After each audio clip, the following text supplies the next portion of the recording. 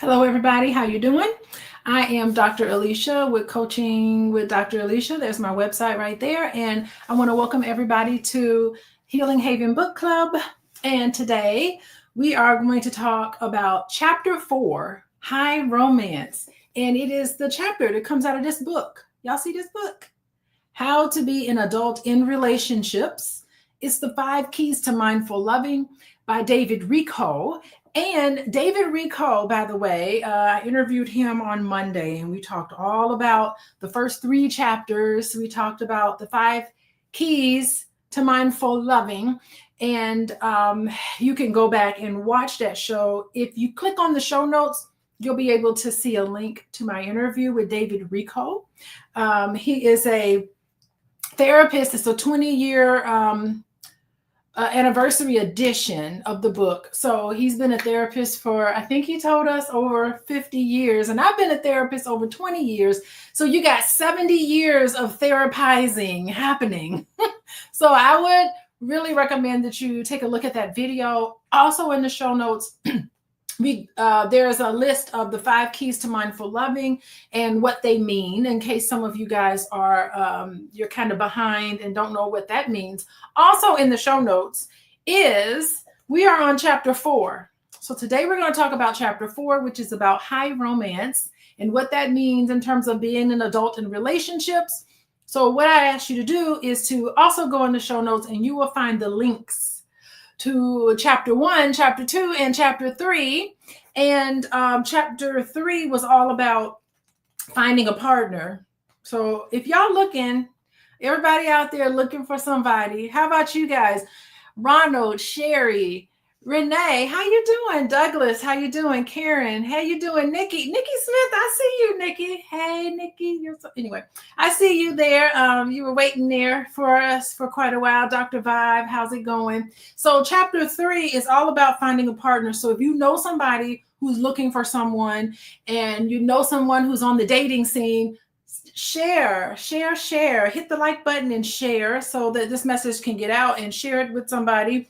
Also, chapter 2 is all about the 5 love languages. What happens when you receive the 5 love languages? What happens when there's a hole in your 5 love language? So I just want to, have you guys think about taking a look at those older videos, and then you'll be all caught up. Get this book by David Richo, How to Be an Adult in Relationships. It's the 5 keys to mindful loving. Today we are on chapter 4. So we're going to talk about chapter 4. Hey there, oh my good life. How you doing? Oh my good life. Okay, living your best life. Okay. Welcome to you. So let's see, before we dive in, when am I going live? I don't know. My life is so busy sometimes. But if you want to know, let me see if I can find it.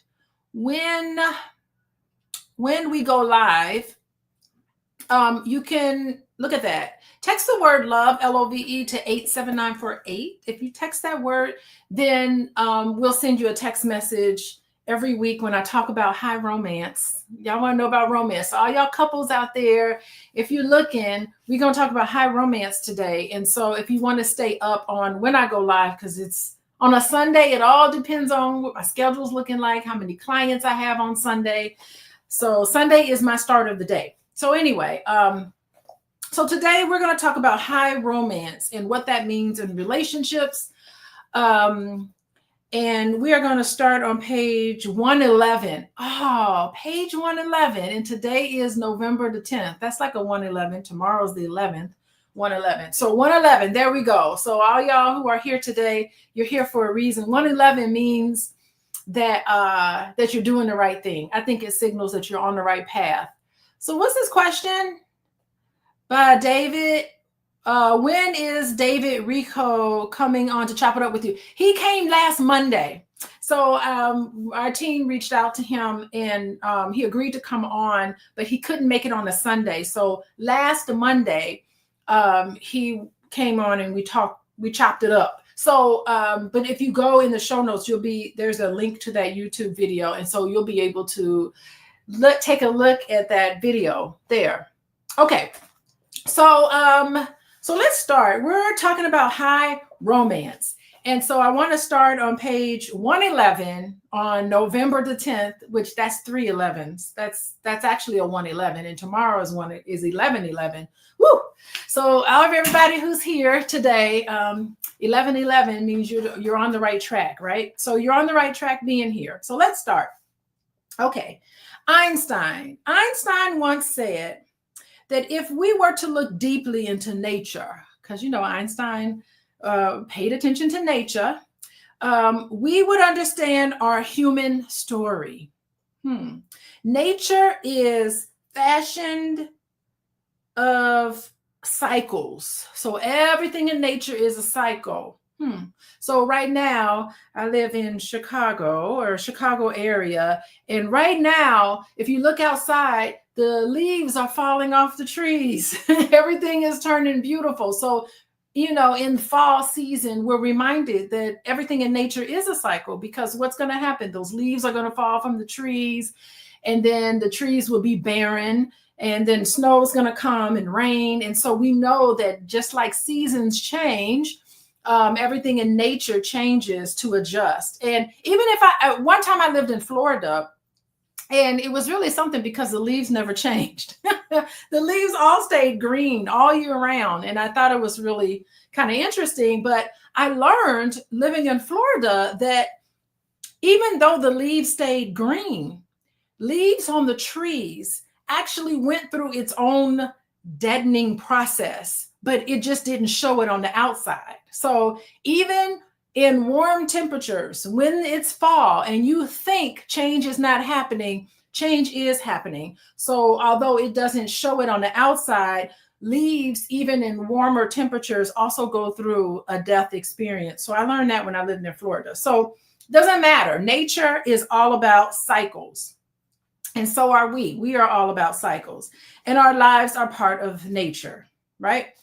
Yet we try so hard to make love stay put. We try so hard to make love stagnant. We try so hard to make love stay put. So if everything in nature is always changing, if we as human beings are always changing, then it makes sense that relationships are always changing. Like, duh, yeah, things change. So you have to be able to understand that. And I know I kind of feel like the world is always changing. I always have conversations with my husband. Where is he? Is he in the chat? Hey, Dr. Boyce, how you doing? I see you saying hey to everybody. How you doing? I talk about this with my husband all the time. Sometimes he doesn't like change. He wants everything to stay the same. And sometimes he comes off as someone who's shaking his fist in the air. I hate change. And I'm like, no, things always change. So modern society is just gonna happen. And so you need to embrace that change, right? Yes, that's right. Okay. So everything changes and we are to expect that. Okay. So nature's style, by contrast, is simply to stay through changes and trust in rebirth. That's amazing, because I know I talked about the trees. There's a rebirth process that happens because the leaves are going to fall from the trees. But okay, so around next year, around March and April, what am I seeing on the trees? There's these little tiny buds and they're green. And so I know that everything is going to green. So there's a death process that happens. And I think that's what we all go through in our own lives. Like, the death process is a beautiful process. And I'm not talking about death as in your body transitions to the other side, whatever that's about. But it's in order for you to grow, you have to say goodbye to the old you. You have to be willing to let go of who and what you think you are, and in order to become something better. And relationships have to go through this as well. And you go through it. So nothing is static. Everything is always changing and growing. And so transformation, yes, no such thing as death. Well, interesting. This is an interesting thing, comment you put. It's a transformation, is not death. Well, I think that's an interesting statement, because I think that it is death. So I'm talking metaphorically speaking. There's a death process that needs to happen. It's like a snake that sheds its skin. That skin is dead, and you have to shed it in order for that snake to grow. So in a sense, metaphorically speaking, it is a death process. And interestingly enough, I read the Bible a lot, but I see the Bible as metaphor. I choose to see the Bible as metaphor, as allegories. And every time I see a death process in the Bible, I see it as a death process that happens in us, where we are reborn. And that's how we get better. That's how we grow and get better, just like a snake grows and gets better. And gosh, the central story in the Bible is all about a serpent. So a serpent is nothing about the death process, the beginning to an end. Oh yeah, Natasha says, it's the ending of one thing and the beginning of other, right? This is always happening, whether you like it or not, right? So we'll go into that. So he's talking about high romance. So what does this have to do with high romance and relationships? I think he's saying high romance is just a cycle. It's part of the cycle of relationships, right? Ecclesiastes. Thank you, Nikki. Nikki said it, Ecclesiastes. Now we know where to go to find it in the Bible. Thank you. There's always one or two in there. Excellent. Yes, Jesus and Lazarus. Lazarus was sleeping. Anything about sleeping is all about transforming, that transforming process. Really good. Okay. So our human goal is much the same: to stay in love in all its vicissitudes.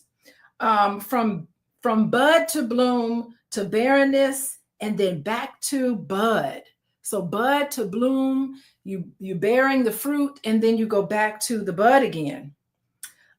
This bud of love by summer's ripening breath shall become a Butan's flower when next we meet, says Shakespeare to Juliet. Okay. The rose of relationship grows petals in romance, thorns in conflict, and roots in commitment. We can accept such a rose, its petals folding and unfolding, its thorns that pierce, but is also open to us. All our experiences and levels of interest follow a bell-shaped curve, ascending, crescending, flourishing, and then descending again. This geometric figure asserts the given of human existence, that all things change and nothing is permanent. Nothing is permanent. That reminds me of a song. One of our, Dr. Boyce and I, one of our favorite songs is Everything Must Change. Everything must change. We love listening to that song because I don't know, because it's beautiful and it's sung by many different people in a beautiful way, but it reminds us that nothing stays the same. Nothing stays the same. And there's something sad about that. Like, growth process is a beautiful thing, but it's also sometimes sad to say goodbye to yesterday. Boy, the R&B music nailed it, I think. Okay, so thus rising interest in someone, crests in romance, descends in conflict, and finally reposes in commitment. Love is authentic when it is intact through all phases of change. Yes, Randy Crawford version of Everything Must Change, Sherry. That's my favorite version. I think Boyce likes Alita Adams version. But anyway, yes. Relationships based only or mainly on physical or sexual attractiveness cannot negotiate such curves. This is interesting. So I think, let me see, if I were to talk about it, I would say that love is authentic when it stays intact through the phases of change. Yeah, I think, when I listen to this part of the book, it reminds me of the Hermetic principles. Y'all familiar with the Hermetic principles? It's deeply rooted in ancient wisdom, which is us. It's our wisdom, right? So Hermetic principles tells us that there's always an ebb and a flow.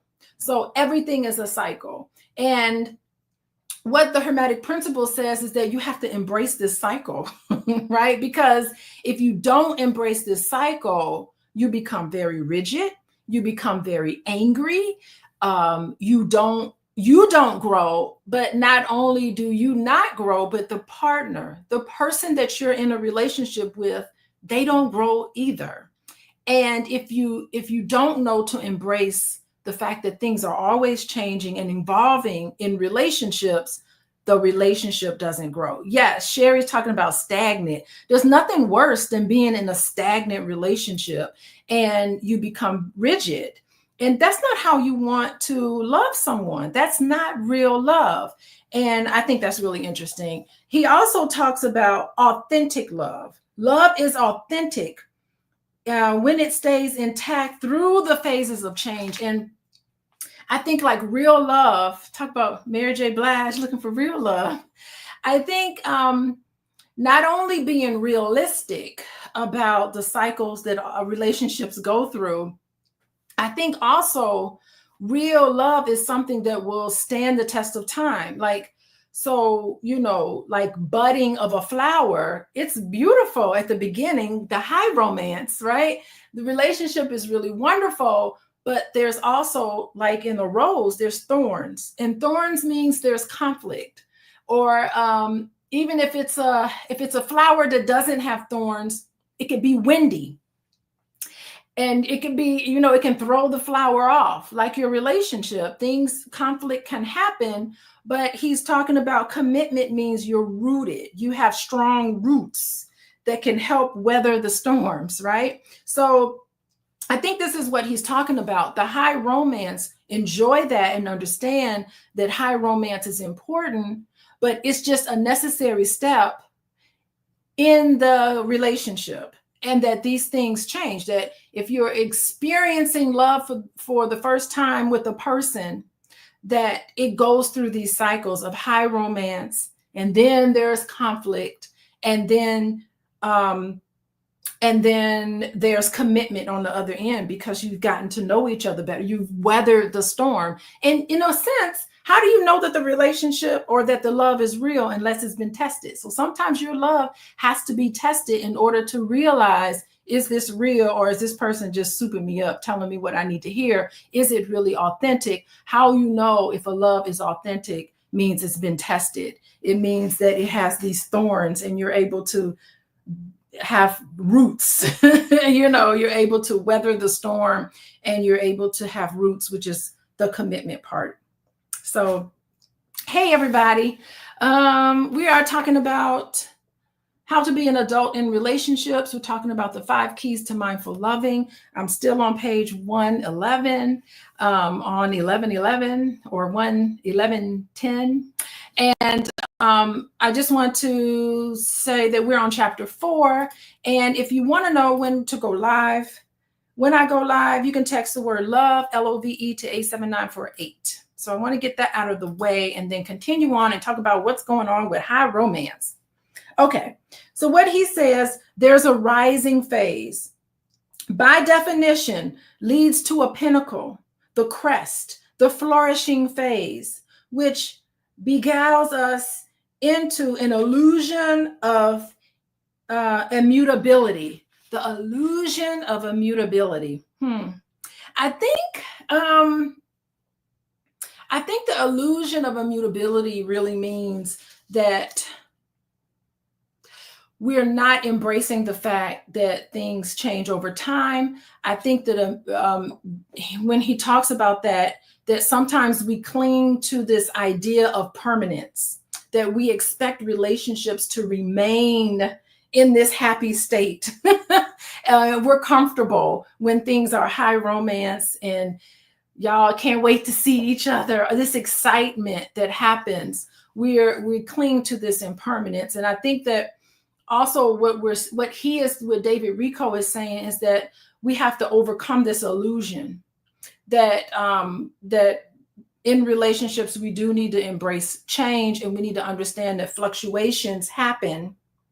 But it's that those fluctuations, those thorns, that conflict is essential for personal and relational development, and that we need to recognize that this is dynamic. It happens in nature, it happens with us as individuals, and it happens in your relationship. And the purpose of all of this is for a deeper connection and a deeper growth. Okay. So, hey there. You want to get the book? Aya wants to get that book. Yeah, get this book, How to Be an Adult in Relationships. We're just on chapter 4. So you can get the book and be able to follow along with us. Sherry talks about the ebb and the flow. Yeah, you can't stop it. You cannot stop the ebb and flow. And it's interesting because we do fear and resist change in a lot of ways.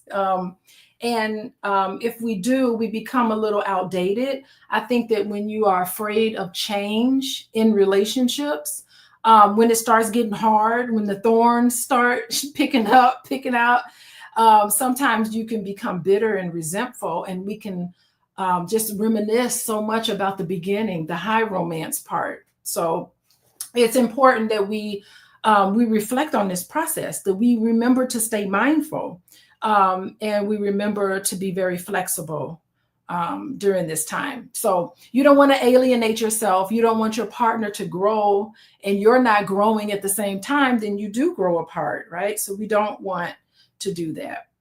Okay. Moving along. Mindfulness is suspended in favor of attachment. That sets us up for the conflict stage. So being mindful is suspended in favor of attachment. So we have to be able to, instead of reacting to how we feel during conflict, we need to know, okay, this conflict is a normal opportunity. It's normal to be in conflict. And let's look at this in a mindful way. Dialogue and processing that happens in healthy resolution of the conflict stage paves the way for commitment. That's how we gain commitment. One phase naturally evolves into the next. The curve resumes and rises again in new ways. New ways. It rises again in new ways. So when there's conflict, you can step back at the conflict between you and your partner, and you can say, okay, this is inevitable. Let's try to communicate. Let's try to learn from each other. But on the other side of that is one less thing you need to get through. And then you back into high romance again. But just know that it's going to rise again in different ways. I think it'd be so lovely if we could just be in high romance 24/7, but that's not realistic. I love the romance part, and I understand that I love that. Don't y'all love it? How many of y'all just love that beginning stage where you feel good and all giddy? But you know what? I think I feel more secure in a way. Once you have conflict and you get past the conflict and y'all still together, that's when you're just like, you know what, this feels even better because now I know you're staying with me through tough times. Can you stand the rain? Will you be there through tough times? So that's something to think about. And then the more challenges that couples go through, and when they get to the other side of the conflict, there's a sense of closeness that's there. Like, okay, you're going to stick with me no matter what. I'm going to stick with you no matter what. We're now committed. Our commitment has grown deeper. The roots in the rose garden has deepened and gotten committed. Sherry loves it too. Sherry's like, yeah, I love it. No greater feeling in the world. And it's not just women. Men love this too, by the way. Men really love this romance, the high romance. They like that too. Okay. It's comforting to know that relationships go through stages. If they always stayed the same, wouldn't all of us be bored? Oh, so that's what makes it interesting. That's what makes relationships interesting, that it goes through these stages. So it would be boring. The phases of human relating involves passages of origin, change, loss, grief, and renewal. Okay. They are not linear. We drift in and out of them, and their order varies. The purpose of relationships is not to endure, which means to harden. When we try to hold on and endure, the relationship changes and leaves us behind. The relationship changes and leaves us behind. So we're not getting through, we're hardening. When we accept and work through changes instead of fighting against it, we evolve along with the relationship. Our goal then is to enjoy changes and grow because of them, to use them as a crucible for personal transformation. Not working through these changes together makes the relationship a cauldron instead of a crucible. Wow. So you feel trapped. You feel stuck. You feel like, how am I going to get out of this relationship because this does not work for me? And this is interesting. Some people, it takes two people. So if you're realistic about the relationship and the cycles that you go through, but you're dating somebody who's not realistic, who wants everything to stay the same, who's very rigid, that might be something to think about if you're going to be with that person long term. They have to be able to be flexible. They have to be able to go and to evolve as you evolve, as they evolve, as the relationship evolves. Because if not, you can become bitter and outdated. Wow. Okay. That's something to consider. Yeah, that is when counseling is needed. And that's a good, Aya, I think that's your name. Yeah, that's when counseling is needed. Counseling is not needed during the high romance phase, right? Counseling is not needed. It's when these conflicts happen, the normal cycles. And it's funny because, as a couples therapist, I can pick out the cycles. I can say, wait, here's the cycle that happens between the two of you, because I'm objective, right? Or I can even look at it and say, here's the dynamic between the two of you. Here's the patterns. You guys keep going through these same destructive patterns. It doesn't work for either one of you. So my job is not to go through every single problem that you have and try to resolve it. My job as a couples therapist is to give an illustration of a conflict. Find out, where are you guys not talking? Where are you guys not communicating? What is the process that you're doing that's not working? Change the process, because it's not realistic to think that you're just going to be married to somebody or in a relationship with somebody and not have conflict. Conflict is inevitable, but what's interesting is that you don't really have to fight. You don't have to fight. And actually, when I hear couples tell me that they don't have conflict, I start to get worried. I'm like, I don't know. Like, that doesn't seem very realistic to me. And I know that doesn't make sense. Either they're not telling the truth. Couples say that. Either they're not telling the truth, or they're just friends. There's ain't no high romance happening. That signals to me that they're not having the conversations that they need to have. Because I'm realistic when it comes to relationships. Okay. Let's see. Stages characterize all human experiences, not only intimate relationships, but also the parent-child bond. Yeah, the parent-child bond. How I parented an infant is totally different from how I parented a toddler, which is totally different from my parenting skills with a child in elementary school. I got teenagers in the house now. Lord help us. But each stage is exciting, but each stage is interesting. It is definitely not boring. And if anybody knows boys, Can you imagine being in a marriage with him? He is not boring. He is really exciting. And there's a lot of high romance in our relationship. But there's also a lot of stages. We go through stages. I'm sure I get on his nerves sometimes. He get on my nerves sometimes. But we do love each other. Our roots are deep. Our roots are deep. So, okay.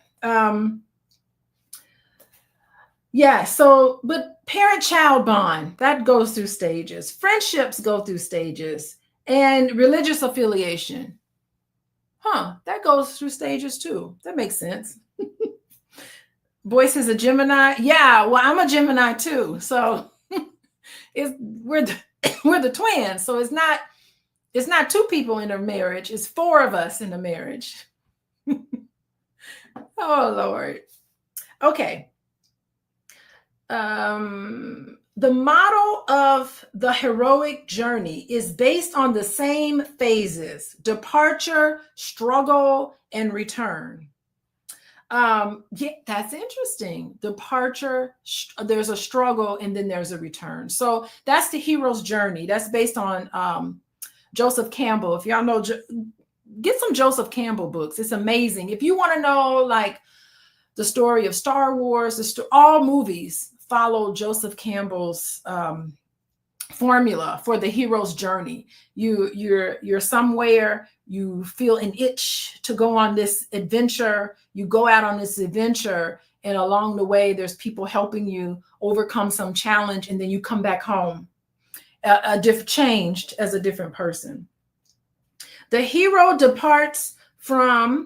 breaks out of containment. He or she separates, and after a struggle, seeks reunion at a more mature level. Unless we disrupt the process and we instinctively go through the same stages. They are blueprints into our psyches. How are you supposed to know who you are if you don't interact with different types of people, if you don't have different types of experiences outside of your container? You have to be able to go out and grow and learn. And that's how you grow, right?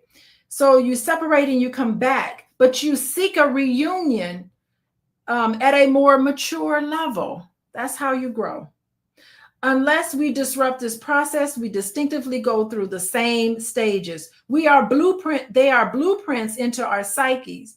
When one stage is omitted, we are left with a lacuna inside. There's an emptiness inside. Something's not fulfilled if we don't get to go through these stages.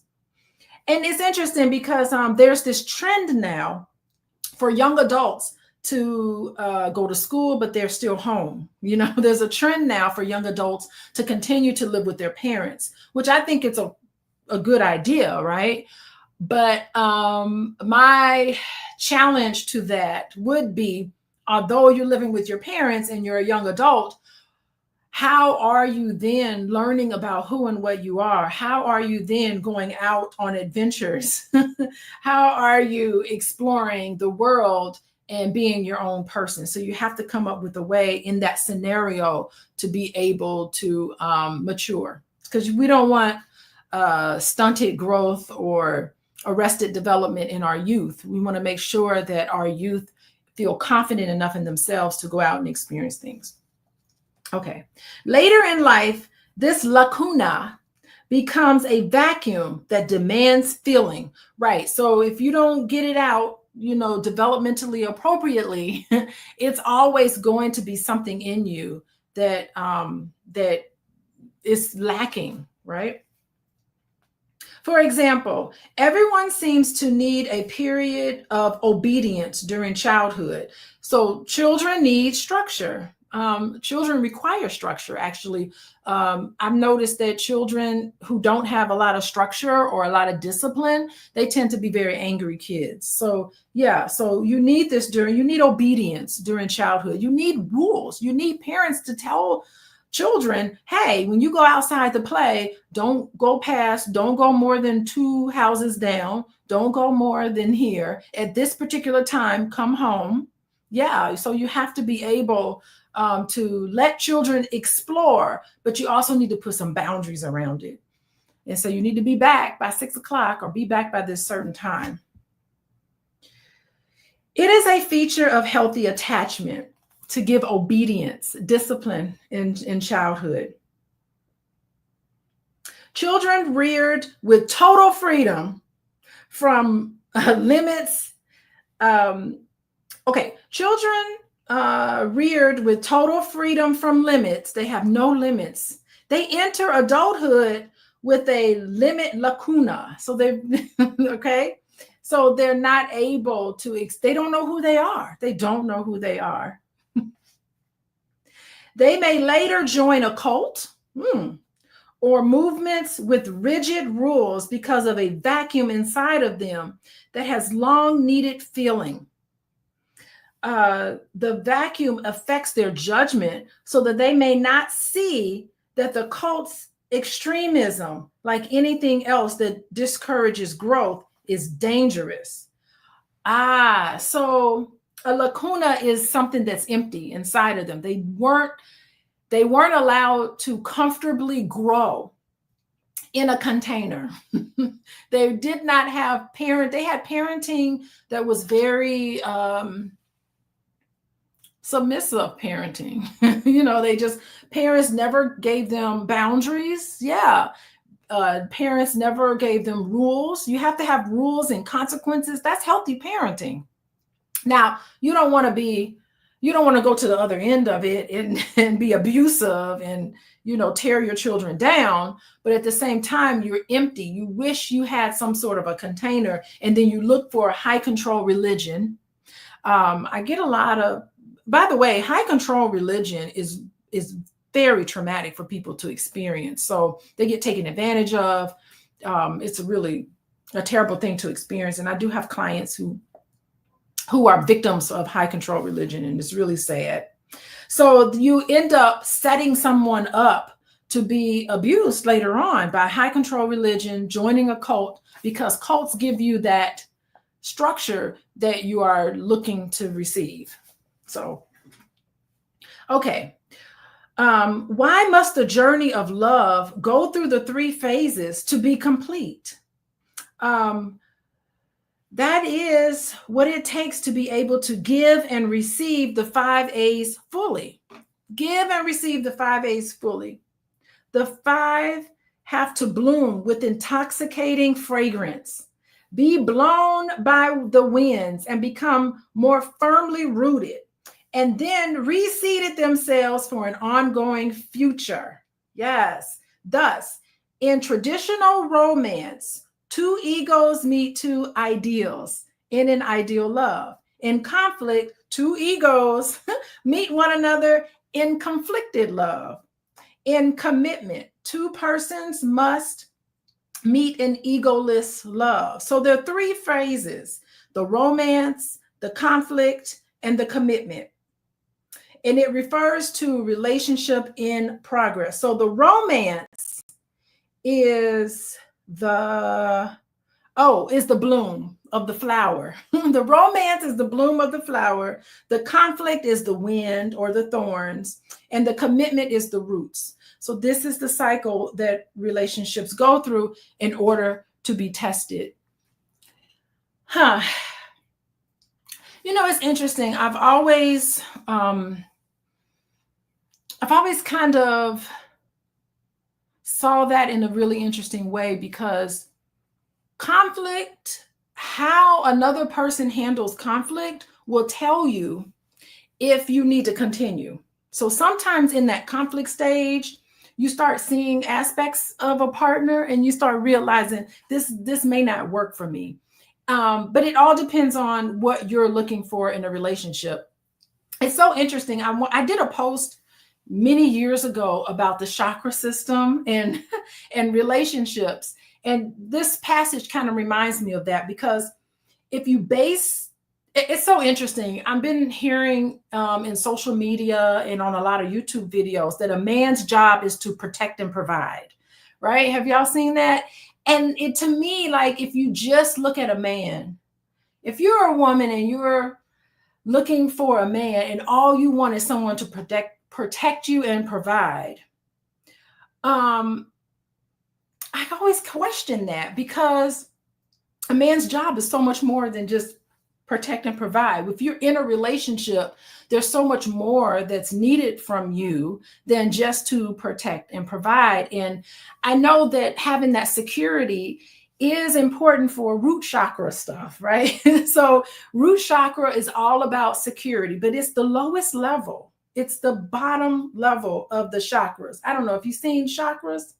The bottom level is root chakra, and that's all about security. But if you base your relationship on whether a man is bringing home money or not, then it won't last. It will not. As soon as he has a bad day at work, or as soon as he loses money, the relationship won't sustain itself. Now, I'm not saying that it's good. It's not good to bring something to the table. It's important to bring something to the table. Like, all of us have to have something that we bring to the table. Financial security should be one of them. But if you base your relationship just on how much money a man makes, just protect and provide, then it won't sustain itself. So relationships where I hear women say, I just want a man to protect and provide, I know that that is just root level chakra need, and that it won't sustain itself. There's levels to it. Yes. It's interesting. I talk to a lot of men, and they base their relationship on sex, sexual intimacy, right? They only want a woman who looks a certain way. And I just want to be with her. I want a trophy wife. That's all I want, is a trophy wife. She has to look a certain way. But if you base your relationship just on looks, it's not going to weather the storm. Which I think is interesting. It won't last, because looks come and go. Money comes and goes. Remember, everything ebbs and flows. And that's where, when it gets windy and the thorns start coming out, you'll know if that person really loves you or not, because you'll know if they base their relationship just on how you look, or just on how much money you make, right? So that's how you know if it's real love, or if it's not authentic, right? It's just fake. it's just fake high romance, right? And then if you go up another chakra level, is the solar plexus, right? Y'all know about solar plex? Solar plex happens when you're just dating somebody because you're dating them just to get ahead. So if I base my marriage with boys on, oh, I want to be this power couple. Let's be this power couple. What happens if Boyce gets canceled? Then the relationship won't last, right? The relationship is not going to last the storm, okay? Or if I get canceled, if something happens, yeah, a woman has no brains. Thank you. You're not bringing anything to the table but looks. That's not sustaining. If you're just married to someone, and you see this a lot in Hollywood, I really do think that's why a lot of Hollywood couples don't make it, because they base their relationship on a business. Like, I'm going to be with this person because this is strategically the best move I can make. It's not based on anything. So it's okay to be married to somebody and to be a power couple. All of that is okay. It is even okay to marry somebody that you're physically attracted to. It's okay to marry somebody with financial security. All of these things are okay. However, Sherry talks about it. It's superficial if you base your relationship on these bottom three chakras, right? So kind of getting into chakras a little bit, but yeah, but if you base your relationship on that, am I going to be this power couple? I'm basing my relationship on how you look, or I'm basing my relationship on sexual intimacy. If I base it on money, how much money you make, how much fame you have, it's not going to sustain. The wind is going to happen and the relationship is just going to fade away. And I think that's what this passage is talking about. And I don't know, I kind of feel like our culture, hip hop culture, that's all they write about. That's all they talk about. They only talk about how much money you make, what kind of car you drive, what name brand clothes you wear, who you dating and sleeping with, and being the power couple. That's all they care. That's all that you hear in our music, and that's all that's promoted a lot in our culture. And it's kind of shallow. I mean, these are things that are important, but does every song have to be about a woman showing their bodies and just putting it all out there? Like, does every song need to be about drugs and money and violence and all these low level vibration? And I think that's what that means when people talk about vibration. But anyway, I kind of got off on a tangent. How y'all doing? Yes, it's toxic, Sherry. These are toxic culture that we live in that bases everything on these low level. And we haven't even talked about love, because chakra number 4 is all about the heart chakra, and then that's love, right?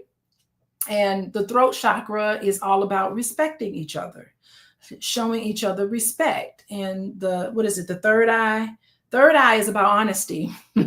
So if you have a problem with, honesty and being transparent. And then, of course, the crown chakra is all about peace, love, and acceptance.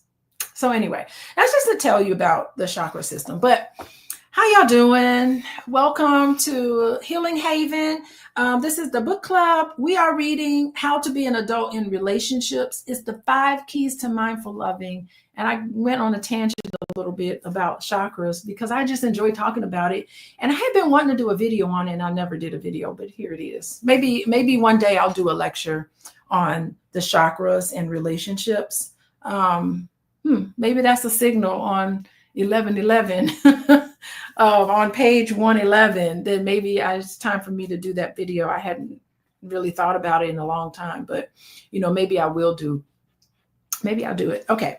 So you're doing good. Okay. So let's keep going. Oh, before I keep going, I want to remind everybody to text the word love to 87948. You probably already have, because that's why you're in here, because I'm going live. I will go live next week because we'll continue up with chapter 4, which is called High Romance. So I will go live next week, but I don't know what time it's going to be. So text the word love to 87948, and then you'll be able to know when I go live. Okay. So let's move on. We're talking about the 3 phases of relationship. The love has to be tested. How do you know it's real? It needs to be tested. I think that, it's just dynamic between you and your partner. Genuine love, it means that you are with somebody who's willing to grow with you, who embraces your imperfections, and who sees your flaws but loves you anyway. So that's what I think genuine love is all about, not basing it on things that are very superficial. Okay. So we talked about the 3 stages. We want to find out about someone's suitability. Is this person suitable?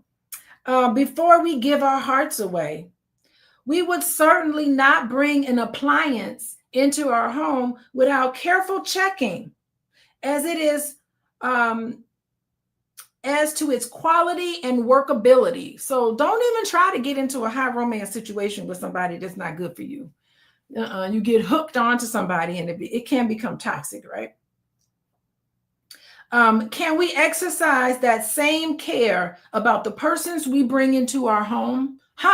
So y'all go into, you're looking at a refrigerator or a stove or appliances that you bring into your house. You want to check to see if those appliances are quality. You want to check to make sure they work.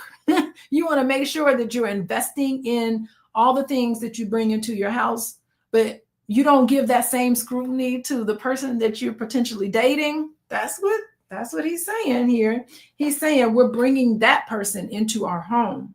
So we have to also be able to observe and watch. Are they suitable for me? Yes. And we talked about, are they suitable, in chapter 3. So if you go into the show notes, you will see the links to chapter 3, which is about finding a partner. You'll also see the links to chapter 1 and 2. We're on chapter 4, and make sure you take a look and watch those videos. So a healthy adult begins a relationship as an inquirer, an observer. We are not head over heels, but rather we have our head screwed on right. So being an adult in relationship knows that we can't be head over heels and make silly decisions about relationships. We have to be able to think about it, right? Is this person suitable? Do we see, feel, and trust that these qualities are in place? A capacity to be faithful to us, unswerving truthfulness, ability to hear us, genuine caring about us, commitment to us, respect for boundaries, willing to give and receive the 5 A's in a good enough way most of the time. Is that person good enough? If we have any uneasiness, if you're starting to see red flags in these areas, it will be useful to communicate our concerns directly to your partner. See how they respond. How you going to respond? I noticed this about you. How you going to respond? Sit back and watch, right? When we then notice the response, is it openness or is it defensiveness? Are you willing to grow or are you not willing to grow? Defensiveness is a big problem in relationships. I think, gosh, I've been a licensed therapist for over 20 years. Defensiveness is the hardest thing to get over.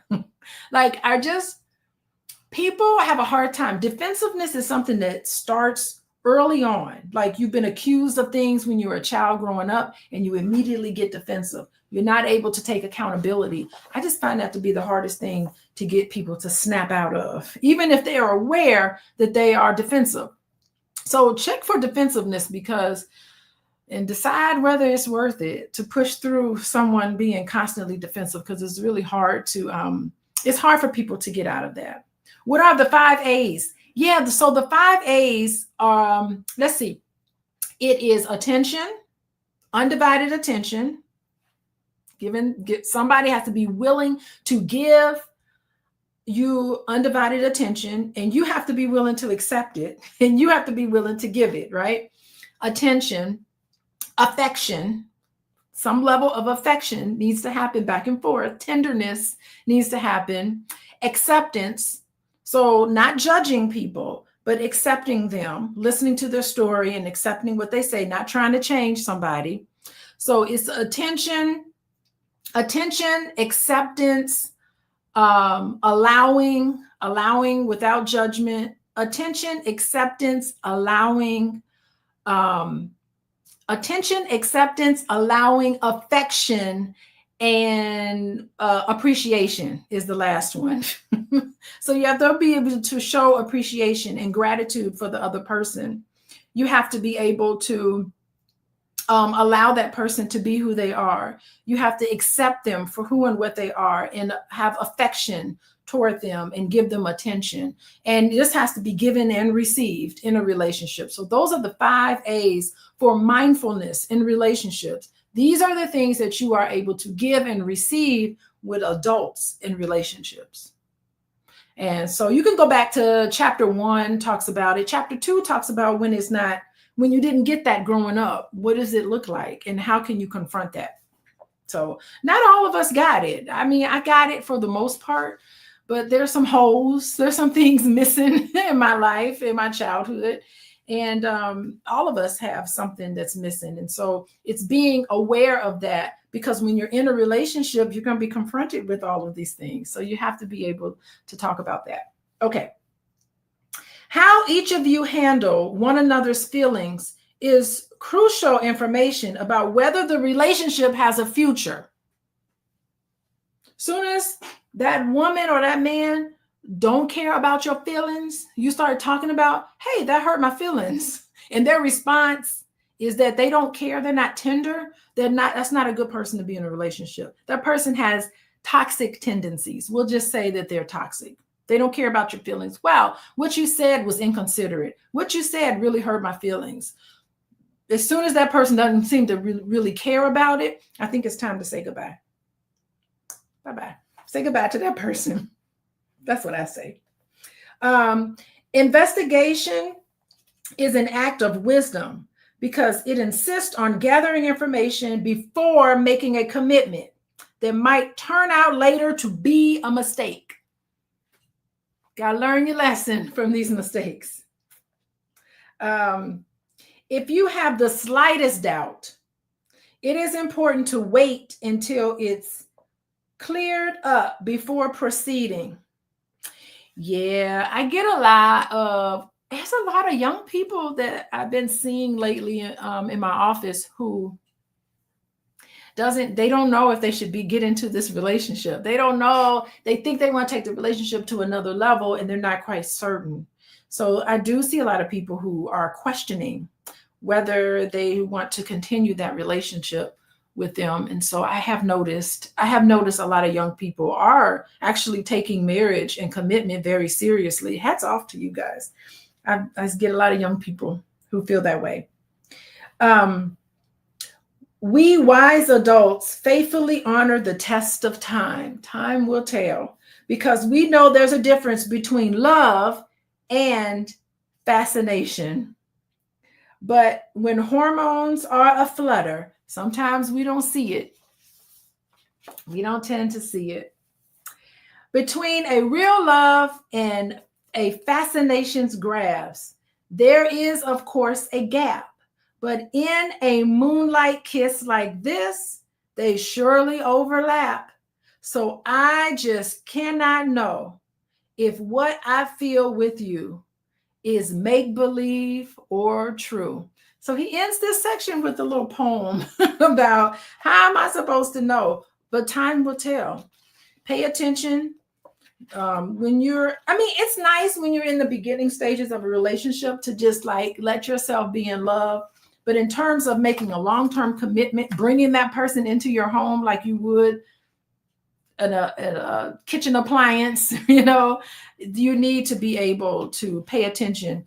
And yeah, you're not the victim. You are not a victim. If that person betrays you and that person shows you who you are, and that means they're not genuine with you. That's not genuine love.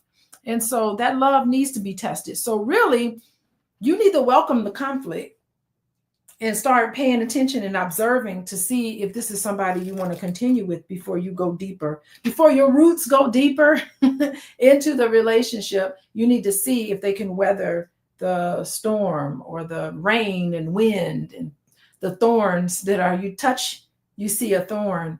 You need to be able to look at that. So maybe I will do a whole talk about the chakra system and relationships. It's been on my mind for a long time, so maybe I will do that one day. But anyway, we're talking about chapter 4. We're talking about high romance, chapter 4. And thank you for coming to my book club. I'm gonna go now. I'm gonna go cook dinner for my husband. I think he's hungry. He's been, nudging me all day. So anyway, I'm gonna have a nice high romance dinner with my husband, and I'll see y'all next week. Check me out, coachingwithdralicia.com. Don't get defensive. Conflict is normal. Just acknowledge what you did. Say you sorry. No, don't point the fingers. It's okay to say you're sorry. Just because you say you're sorry and you admit that you did something that you shouldn't have done, you always want to grow and be better. And why not? Why not be accountable? I say I'm sorry a lot because I know I'm not perfect. I'm messing up all the time. Like, dang, I messed it up. I'm sorry about that. I will try to work on that to the best of my ability. So thank you, you guys. I will see you next week. I'll be back on next week. And take care. Bye-bye.